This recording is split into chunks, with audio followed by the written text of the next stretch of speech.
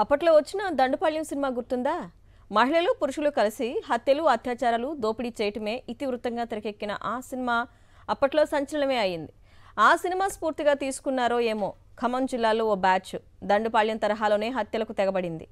ఎన్టీఆర్ జిల్లాకు చెందిన షేక్ అబీద్ అలియాస్ అబియాద్ అలీకి 2011లో ఓ హత్య కేసులో జైలు శిక్ష పడింది.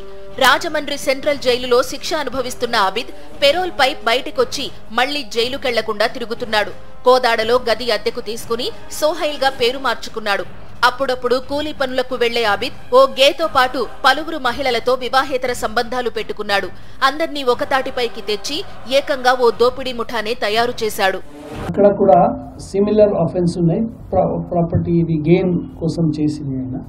ఇక్కడైతే ఎంతమంది ఉన్నారా, అక్కడ కూడా కొంతమంది ఉన్నారా.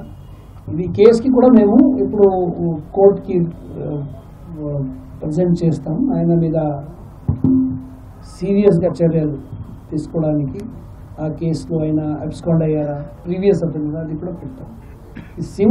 Similar nature technical evidences and all అయితే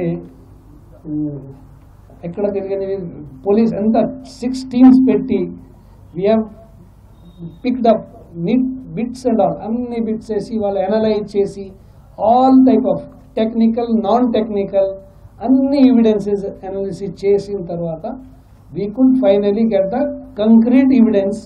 అప్పుడు కేసు డిటెక్ట్ అయింది.